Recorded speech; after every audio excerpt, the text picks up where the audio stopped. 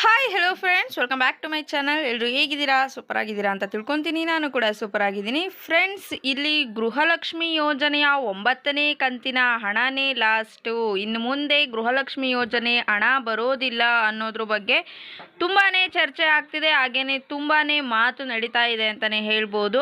So ಹಾಗಾಗಿ ಕಾಂಗ್ರೆಸ್ಸು ಮತ್ತು BJP ಪಕ್ಷಕ್ಕೆ ಜಟಾಪಟಿ ನಡೀತಾ ಇದೆ.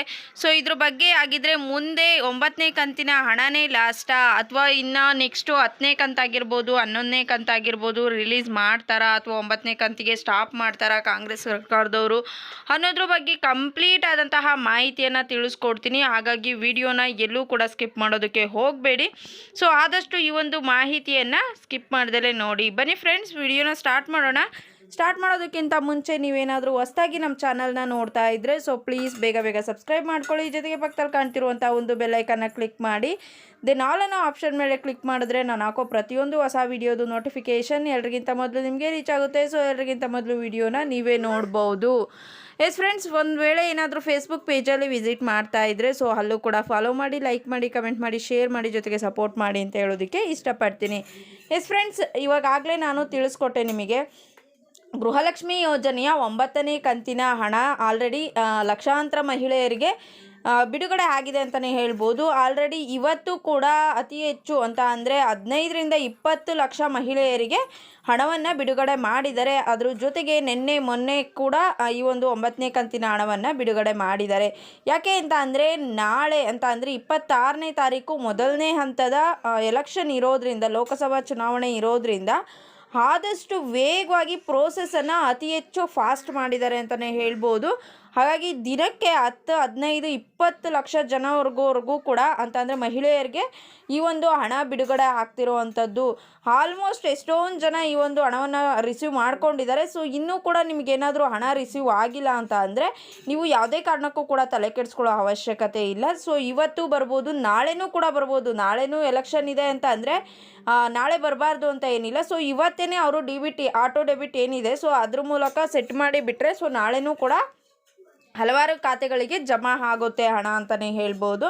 ಹಾಗಿದ್ದರೆ ಇವಾಗ 9ನೇ ಕಂತಿನ ಹಣವನ್ನು ರಿಸೀವ್ ಮಾಡ್ಕೊಂಡಿರೋರು ಒಂದು ಕಡೆ ಆದರೆ, ರಿಸೀವ್ ಮಾಡ್ಕೊಳ್ದಲೇ ಇರೋರಿಗೆ ಇವಾಗ ಏನು ಹೊಸ ನ್ಯೂಸ್ ಬರ್ತಾ ಇದೆ. ಎಲೆಕ್ಷನ್ ಆದಮೇಲೆ ಕಾಂಗ್ರೆಸ್ ಸರ್ಕಾರ ಈ ಒಂದು ಗೃಹಲಕ್ಷ್ಮಿ ಯೋಜನೆಯ ಹಣವನ್ನು ಸ್ಟಾಪ್ ಮಾಡುತ್ತೆ ಅಂತಿದ್ದಾರೆ.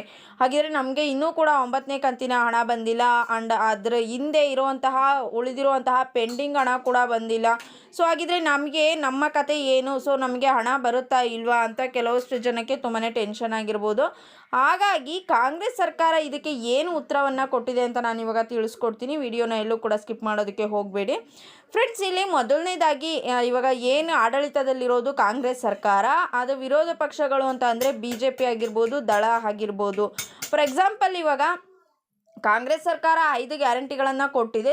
ಹಾಗಾಗಿ ಏನು ಮಾಡ್ತಿದ್ದಾರೆ, BJP ಸರ್ಕಾರದವರು ಏನು ಹೇಳ್ತಿದ್ದಾರೆ ಅಂತ ಅಂದರೆ, ನೀವು ಕಾಂಗ್ರೆಸ್ ಸರ್ಕಾರ ಏನಾದರೂ ಒಂದು ವೇಳೆ ಲೋಕಸಭಾ ಚುನಾವಣೆಯಲ್ಲಿ ಗೆದ್ದರೆ ನಿಮಗೆ ನೀಡ್ತಿರುವಂತಹ 5 ಗ್ಯಾರಂಟಿಗಳನ್ನು ನೆಕ್ಸ್ಟು 1-2 ತಿಂಗಳು ಮುಂದುವರಿಸ್ಕೊಂಡು ಹೋಗ್ಬೋದು. ಅದಾದಮೇಲೆ ಸ್ಟಾಪ್ ಮಾಡ್ತಾರೆ. ಒಂದು ವೇಳೆ ಸೋತ್ರೂ ಕೂಡ ಈ ಒಂದು 5 ಗ್ಯಾರಂಟಿಗಳನ್ನು ಸ್ಟಾಪ್ ಮಾಡ್ತಾರೆ ಅಂತ ತಿಳಿಸಿದ್ದಾರೆ ಅಂತಲೇ ಹೇಳ್ಬೋದು.